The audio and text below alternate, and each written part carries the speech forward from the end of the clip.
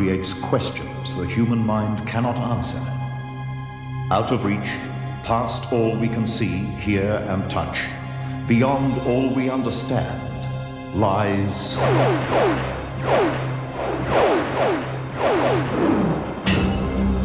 the extraordinary.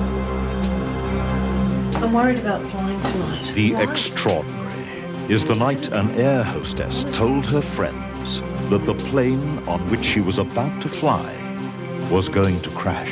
I don't like this. That same day, a young boy was overwhelmed by the feeling that he would not see his pilot father again. Really felt impelled to go out and wave him goodbye. It was almost physical, almost a physical force dragging me out there. It is the evidence of ghosts that haunt this old mansion in the heart of a revolutionary battlefield. Sad spirits trapped forever. I never thought of them as ghosts, just as persons who couldn't be seen. The extraordinary is the night before the 1984 Olympics in Los Angeles, when John Newcomb dreamed his best mate, Pancho, came to visit him. The dog was more than 1,000 kilometers away, but he was trying to get a message to Nuke. 4 days later, I was out at dinner with a friend, and I started telling him about this story. And I got halfway through the story in the middle of the restaurant, and I just started crying. It is the eyewitness story of a man named Dushan Jersey, an explorer who filmed men turning into wild boars and catching fish with their teeth. The extraordinary is how messengers from the Dreamtime warned Aboriginal actress Justine Saunders of a family tragedy, and how those messages continue to affect her life today.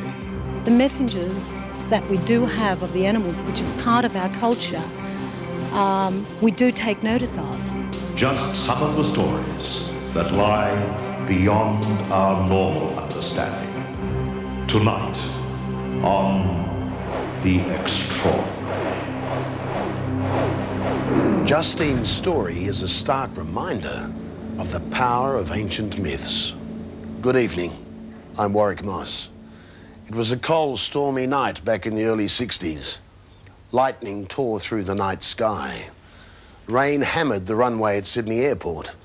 It was not a good night to fly.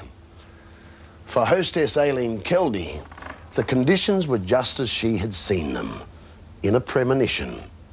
The frighteningly perfect setting for an air crash she knew was about to happen. Across the city, a young boy had a feeling of unease too, a strange foreboding about his father, the pilot of ANA Flight 325. Unrelated but strangely connected, the two premonitions were about to become reality.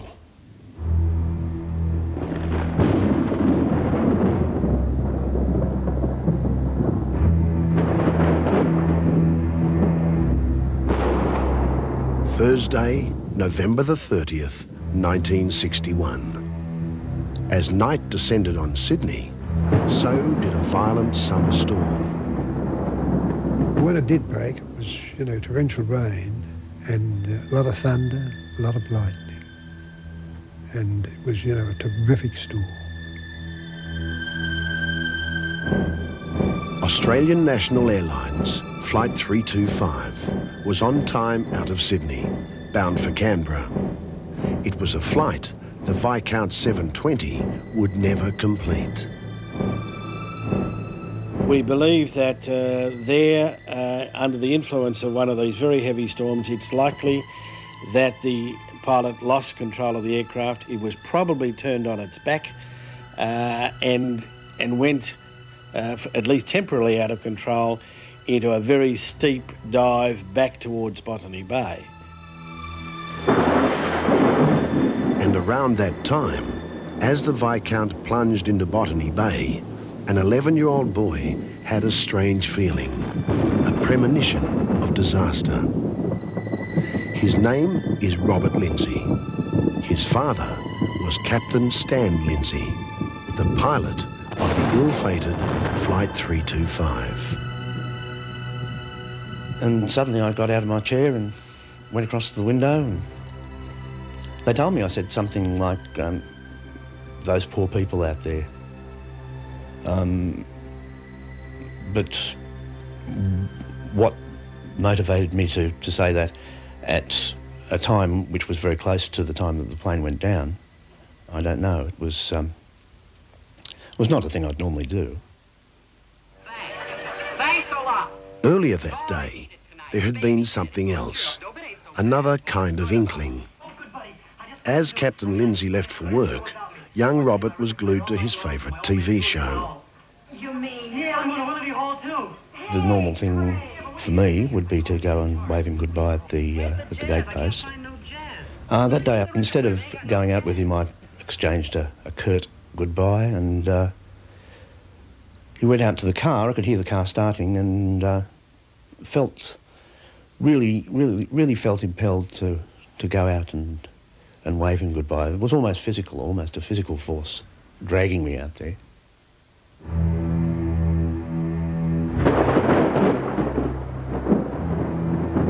But other more powerful forces would determine the fate of Captain Lindsay and Flight 325. It was remarkable, first of all, that we had no immediate reports from eyewitnesses of having seen the accident, despite the fact that it occurred virtually in the centre of the largest metropolis in Australia, and yet we had no reports of any eyewitness evidence of the accident at all, even though we knew the weather was extremely bad on that night. Frank Yeend had the irksome task of sifting through the wreckage of the Viscount 720. Inside, rescuers had found the bodies of the 4 crew members and 11 passengers. There were no survivors. Frank Yeend, who was an investigator with the Department of Civil Aviation at the time, says it was one of the worst disasters in Australian aviation history. We were able to determine immediately that the wing had broken off in an overload situation. It had not been the result of fatigue cracking or of any other fault of the aeroplane. It had simply encountered a force which was beyond its design strength. During his investigations, Frank Yeend discovered another curious fact. One of the reports that they brought to us was a report that one of the hostesses who had lost her life in the accident had a premonition of some serious accident sometime before the event. That hostess was Aileen Kildee, and we've been able to piece together her story. How are you? All right. Just before takeoff on November the 30th, 1961, she felt compelled to share her premonition with colleagues in the staff canteen. I'm worried about flying tonight. Why? I had a dream, one I told you about. Oh, don't worry about that. What was the dream about? Okay. We hit some turbulence. Liz and I were strapped in. Then all I see in the dream is the pilot. He slumped over. The flight she was about to take was number 325. What, did you crash? Yeah. Liz, it's only a dream. Look at the weather tonight. I know, but it's only a dream. It was more than a dream. I don't like this, Liz. I don't... Aileen Kildee and the other hostess that night, Elizabeth Hardy, were nervous as they boarded the Viscount. It's going to be okay, please, come on. But they decided to do their duty on Flight 325. It was around 7:15 p.m. and the storm was bearing down on Sydney Airport. Ladies and gentlemen, the crew knew there was going to be turbulence ahead. The captain has informed us due to heavy turbulence, meals will no longer be served on this flight. Could you please fasten your seatbelts? A minor safety precaution. But it would not be enough. Not nearly enough to save the plane and the 15 people on board. Looking back, it was a disaster that could not have been prevented. But there was Aileen Keldy's dream. We're not meant to go. And there was the mysterious turmoil that tormented 11-year-old Robert Lindsay. There's poor people out there. But out of the wreckage of Flight 325, out of all the misfortune, there was a stroke of incredible good fortune for one tardy and impatient businessman. He asked me to park his car as usual, and he definitely had to get to Canberra. Bernie O'Reilly was on duty at Sydney Airport that night in 1961. As the Viscount warmed up on the tarmac, Bernie met one of his regular passengers, who was late as usual, but hell-bent on making Flight 325. I said, there's no way, the aircraft's locked up. But he said, you've done it before. I said, well, not on this particular occasion. So I think the captain wants to get out of this area straight away, so I think before the storm breaks. So I said, I can't do anything for you. If, and it's a big if, that passenger had been on time, he too would have gone down into Botany Bay with the others on board Flight 325. I can remember him coming back a few weeks after. So Bernie said, you know, thank God.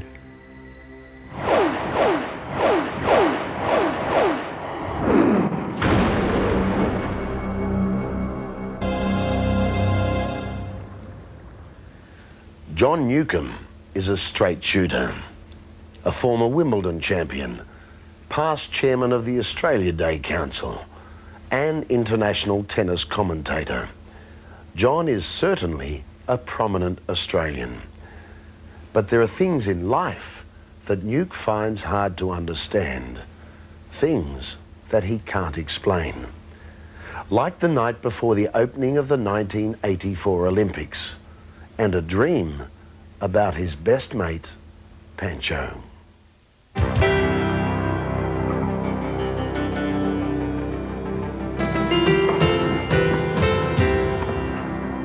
The mastery, the power that propelled John Newcombe to glory.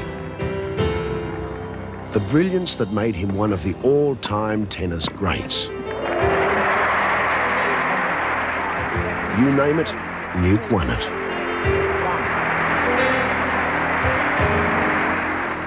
The Australian Open, the US Open, the World Championship, and of course, Wimbledon. Not once, but 3 times. These days, though, he's moved on from centre court to the commentator's box, from tennis rackets to tennis ranches. Flip through the photos in his Sydney office and you find that Nuke certainly has friends in high places, from the Australian outback to the Oval Office in Washington, DC.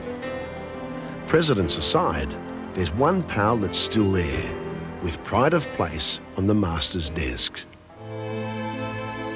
A bitzer called Pancho, who was a present to Newcombe and his wife, Angie, from the chef on their Texas ranch.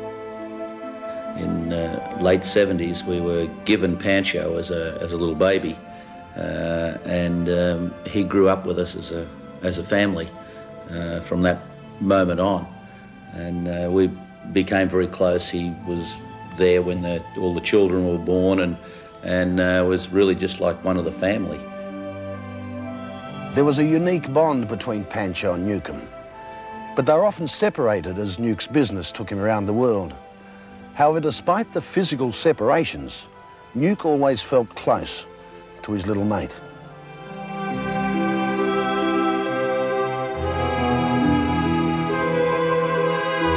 Sometimes they were parted for 6 months at a time, but Pancho was always there, always waiting. The people at the ranch, my partners there, used to say it was incredible that a day or two before we were due to come back, Pancho would start hanging around our house again, and prior to that he would just be with people that were looking after him on the ranch. But he seemed to have a sixth sense of when we were going to arrive, and And this wasn't just once, this seemed to be every time that this would happen. Then came 1984 and the Los Angeles Olympics, one of the most nerve-wracking challenges of John Newcomb's career. The opening ceremony was coming up on the Saturday afternoon, and Friday night I went up to my room and got into bed and just got some room service, and by 9:30 I was asleep and a little bit nervous about the day coming up in front of me, and my mind was totally on that, and because I had to MC the opening ceremony for all the way, you know, back to Australia.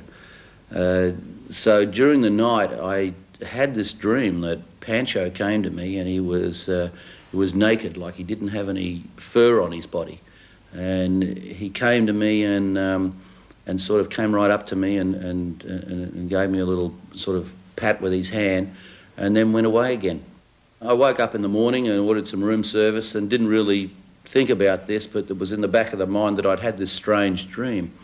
And I'm halfway through breakfast in my room and the phone went, and it was Graham Mosley, one of my partners at the ranch, who's actually from Armidale here in New South Wales. And Graham said, look, I'm sorry to disturb you. I just rang up Angie in Australia, and she said that I probably shouldn't say anything because you've got the opening ceremony today, and she knew you were a bit nervous, but I knew you'd want to know. I said, what's that?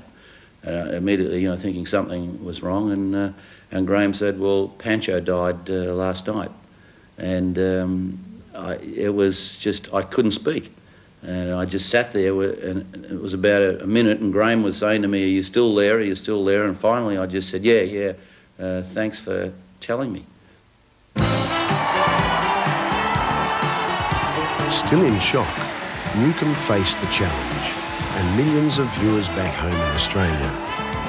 It was the spectacle to end all spectacles, and throughout the telecast, Newt contained his grief.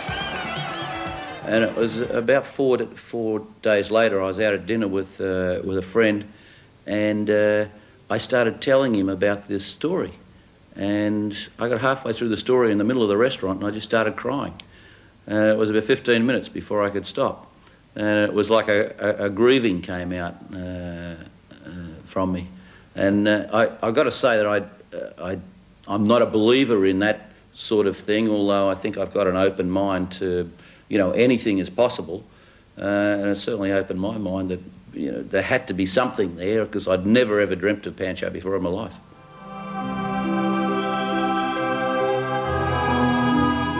If those things are true, if there is a spirit that happens after there, and I've heard of a number of instances where that does happen, when I analyse it, I'd have to say, yeah, that a spirit of Pancho actually came to me to say goodbye.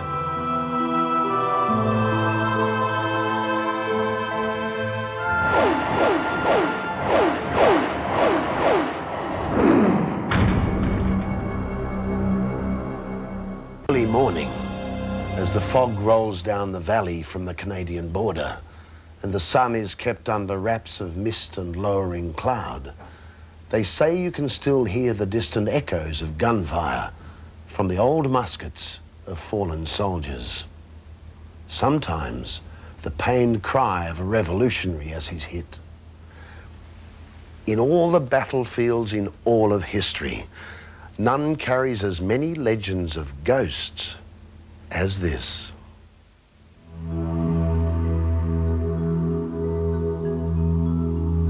The Hudson River, majestic, dominant, an irresistible force that divides the New England coastal states of America from every other, a wide overflowing inland force that is nature's eastern answer to the mighty Rocky Mountains of the West. It is a grand river with a history steeped in pioneers, the Revolutionary War, and the American soul. Along its mountainous banks, the 17th century Dutch built magnificent manors, brought brick by brick from Europe.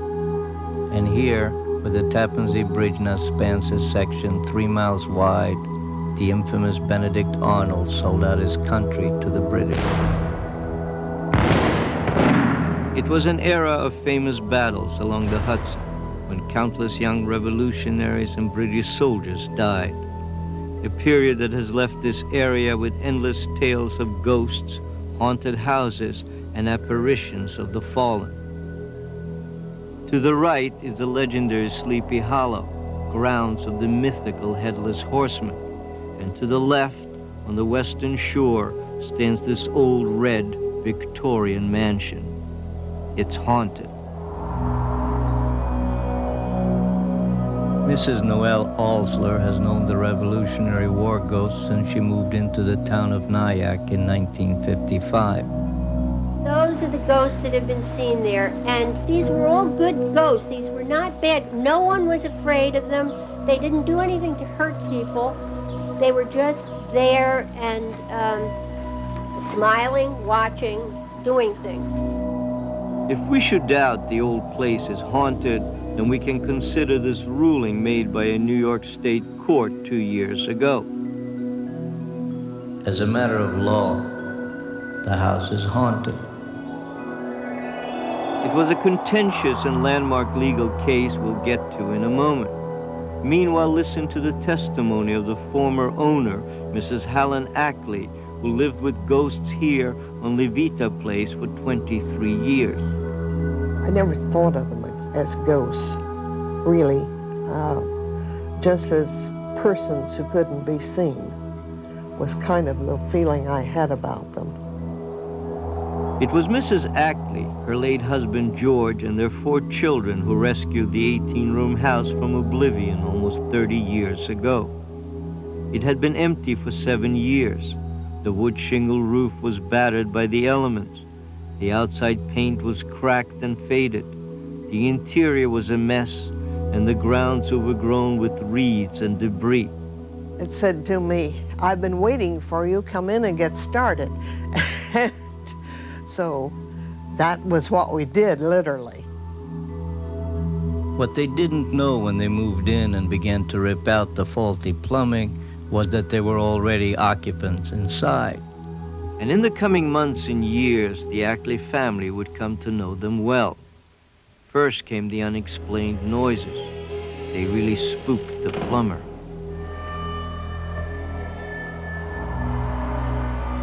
Then the swinging chandelier. The light would sway, or the cord would sway in the light. And then it occurred to us that the cord was not swaying in relation to the wind or air. The cord would start up by itself and sway back and forth and back and forth. And someplace on the ark, it was though someone had held up their hand and it swung into the hand. It did not finish the arc as it swung. The window that frightened the living daylights out of the Ackley's dinner guests. The window would fly open, and it was one particular window. It was not all of them. This was just perfectly normal for our house, and we accepted it that way. And Mrs. Ackley, who misses her invisible house guests now that she's moved to Florida, treasures a few special memories, like the night she was standing at the window, overlooking the magnificent expanse of the Hudson River. As I stood storing the magnificent memory, someone was standing beside me, very close beside me.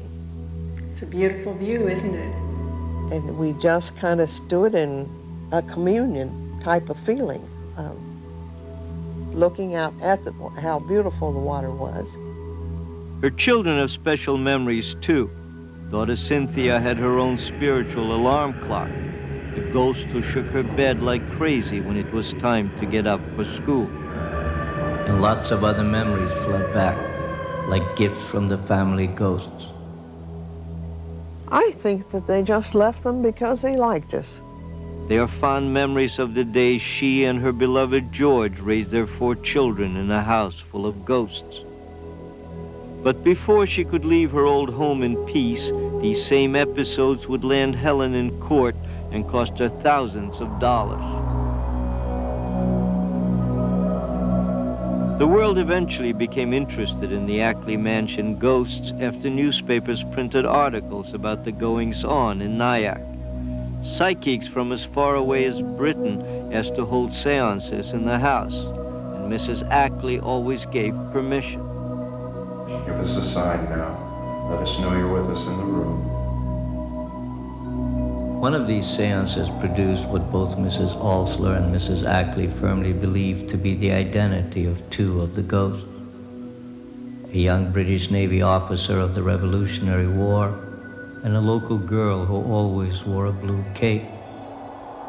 Their spirits seemed somehow still connected to a section of the old mansion's foundation that predates the existing structure. It was Mrs. Ackley's son, William, who for years had described in detail the young ghost in uniform, though he had no knowledge of the period.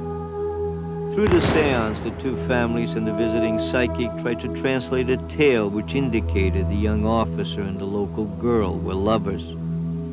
Fearful of superiors and family, they would meet by the shores of the Hudson under cover of dusk. Sometimes they would meet in secret in the apple orchard. Other times they would steal momentary encounters in nearby woods. The seance gave no clue to what happened that might have taken their lives.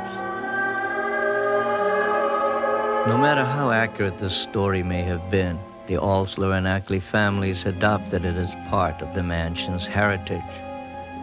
But that very history would come back to haunt Helen Ackley when she tried to sell the house after husband George passed away.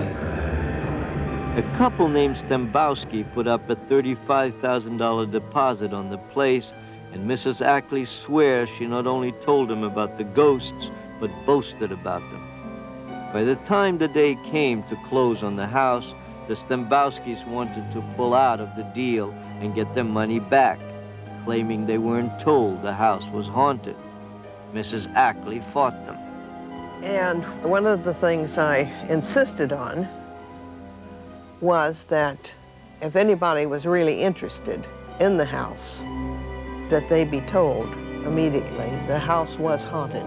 And he said, well, we weren't told in time. I said, you were told in time. Well, not to keep us from falling in love with the place. And I said, well, I said, do you believe in ghosts? Oh, no, no. I said, then what difference does it make? The case went all the way to the State Court of Appeals, and legal history was made in New York State. John Cornell of the Journal News. Here in real life in New York State, we have a court judge that says, yes, in fact, the buyer does have to beware, but the seller too has to be responsible enough to tell a prospective customer of the house being haunted. So he's saying in his own way, legally there are ghosts. In the end, Mrs. Ackley and the Stembowskis agreed to split the difference, each getting half of the $35,000. Yet in a way, the verdict was a greater victory for another place in another time, a time when famous battles raged along the shores of a majestic river, a time of pioneers and revolutionary heroes, of a young British soldier and a young girl in a blue cape.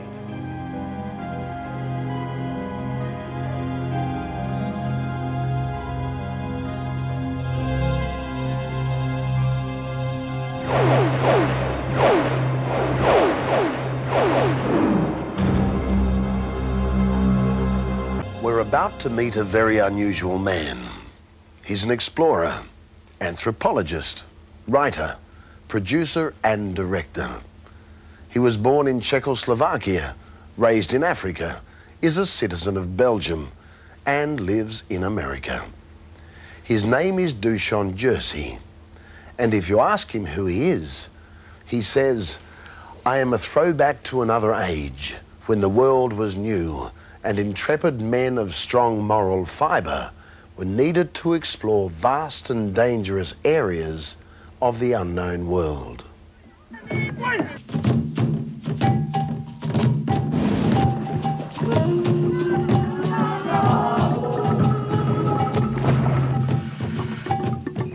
By the time he was 13, Jersey's most fluent language was Swahili.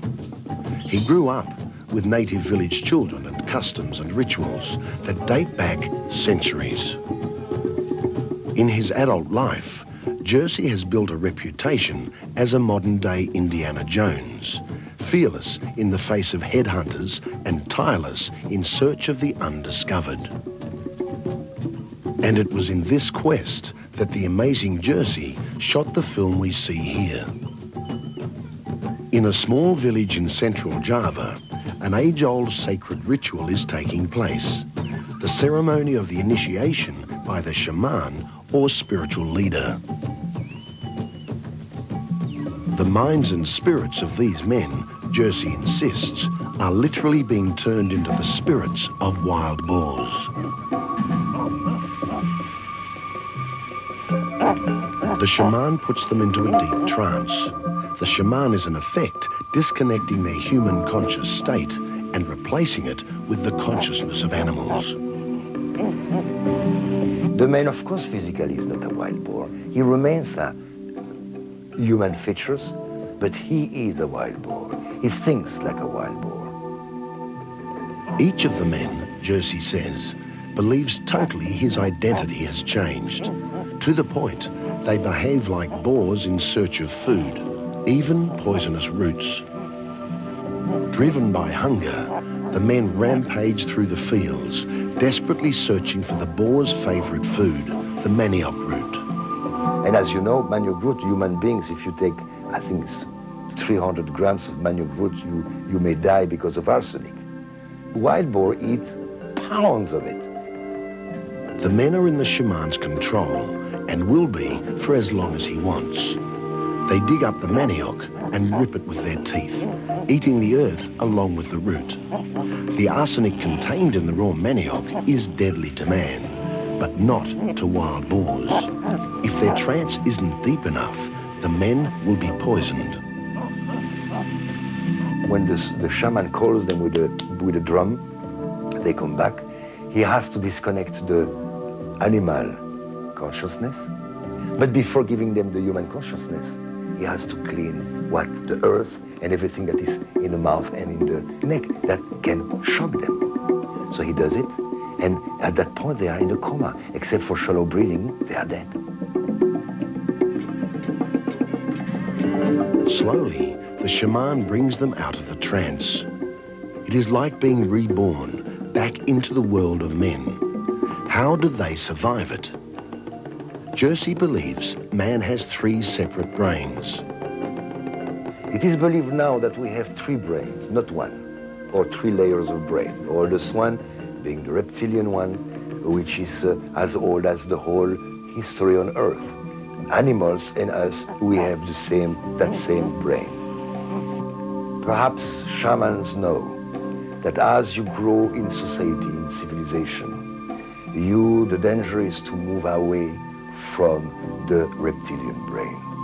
So during the initiation, they force the people to tune with the reptilian brain. And the man is there. And then suddenly the shaman comes, takes his head, looks at him, and disconnects the human consciousness of the man. And connects the body with the animal consciousness. Over and over, the shaman transforms the men into different animals so they can identify with all the wildlife around them. They become monkeys and, like monkeys, rip the husks of coconuts with their teeth. They become otters. Led to a pond, they sniff the air for danger. Then, following their animal instincts, they enter the water.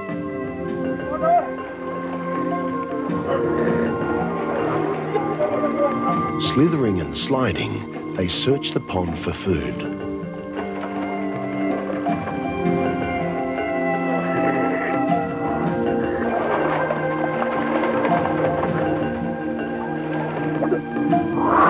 The water explodes, and one man comes up with his prize, a fish caught only with his teeth, just as an otter would. Then the shaman slowly returns the man to human consciousness. Slowly, gently, like with a baby, he takes from deep in his mouth the bones, the fish bones, and then sucks out the water that is there, reaching up to the upper lungs. Because once there's a man, he may suffocate. And then when he has drank all the water, and he's spitting water and spitting reeds, and all the mud that he was catching as he was catching fish like an otter, and when he knows there is nothing anymore, he reconnects his human consciousness, and the man comes back. So, one of my explanations is that when you are in tune with this reptilian brain, or perhaps even the mammalian, you are in tune of these aspects of the brain that can allow you to do amazing things, because it's survival.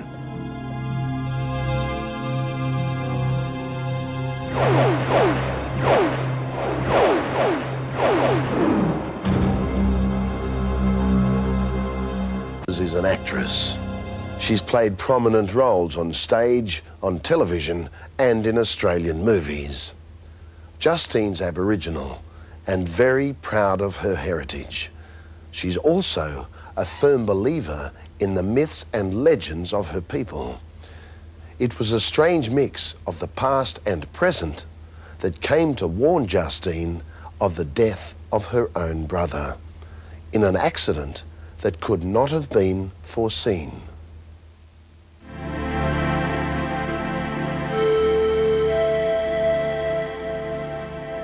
Justine Saunders has carved a distinguished name for herself in the notoriously tough world of theatre, television and movies. Her career has spanned more than 20 years, building from bit player to star. There was perhaps her most widely acclaimed screen role in the gritty Bruce Beresford film The Fringe Dwellers, the story of survival and triumph in the Australian outback. And you could tell her we could do with a bit more bacon. Then, just recently, the big-budget movie with a cast of international luminaries, Until the End of the World. And, of course, the actor's bread and butter, local television dramas like A Country Practice. Whose land, Mr. Paget? Justine was one of 7 children. She grew up in Queensland, but the family was separated early on by the white man's decree that black children should shed their tribal ways and be assimilated. Her present is the world of spotlights and cameras, but her past is deeply embedded in the dream time of her ancestors. One of the things with our backgrounds is that we see a lot of things in our dreams, and it's a part of our culture. It's something that I've accepted for a long time. And also we have certain animals that are like a certain bird that you hear, whether it's sometimes a cry would mean someone's death, someone's very sick, or someone's just about to have a baby. There's also certain animals that we have that are messengers. Sometimes the messages, the premonitions, come in the form of dreams. And in Justine's case, they came just after she moved to Sydney to begin her career, just over 20 years ago. She remembers those dreams vividly, how they began with a tranquil pond, how sometimes they were in black and white, sometimes in colour, and how they recurred night after night for almost a week. There were trees there, and one of the most largest trees that I'd seen that stood out in my mind was the weeping willow. The branches were dipping into the water, and on the water, which was very blue, were lilies and also other water plants. I could smell a freshness about it and the coolness of it. And there was a wind that was slightly blowing, that was cooling on my face. And this was before I looked up and I saw there was this hill that was there in the distance. And on the top of it was a building. And there were people. There were people there that were walking up towards it, and they had something between them which I couldn't quite tell what it was, whether it was a box or some large thing that they had between them. And I was finding myself wanting to move towards there, but I found myself being held back, and then it stopped. And the thing that struck me then was the stench. And I looked down, and there was it was like stagnant water that just came up to my nostrils, and there weren't any bright lily pads there anymore. It was just dead things. It was like a residue of rubbish that had built up in this water. And I looked up again, and I was trying to walk towards there, and found myself still being held back. And that's where the dream stopped that night. The sights and the smells in those dreams puzzled Justine. She was convinced someone was trying to contact her. But who was the messenger? And what was the message? What Justine did not know was that at around that time, one of her young brothers had set out from Queensland on his motorbike. He was headed for Sydney and a reunion with his sister. It was a journey he'd never complete. A journey cut short by a tragic road accident. He was in intensive care over that particular week that I had the dreams. And it was on the Sunday that he'd passed away, and I had to go up. My mother had been trying to get in touch with me, and she was sending out messages. The things I also remember looking back, even though sometimes people think, oh, you see this after the event, but it did happen. We'd had the curlew, which is a bird that you don't find that much in the cities, especially where I was living in Surrey Hills there, that it was crying out over that week. And the thing that I keep thinking about is that building, and especially that hill, it turned out to be Mount Cravat, which is where we buried him.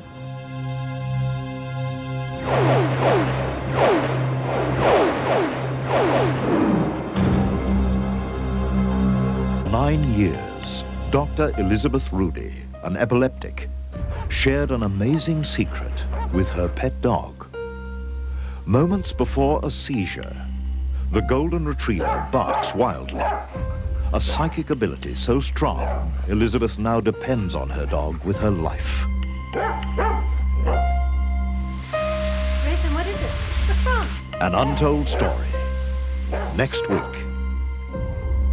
By the way, Elizabeth Rudy is a vet. Her story is truly remarkable. Thanks for joining us tonight. We'll be back at the same time next week. But before we go, a preview of another story from our next show. It concerns one of those dreams we all have about being chased by something. Something we think is out to harm us. This story is about what happens when the dream becomes real. Good night. See you in the future. Just dreamt that I was going to be hit by a truck was what I thought. A rather large white truck. The whole thing was white. And I sort of woke up and shrugged it off. You know, your first night, bad dream. Don't worry about it, it'll be fine.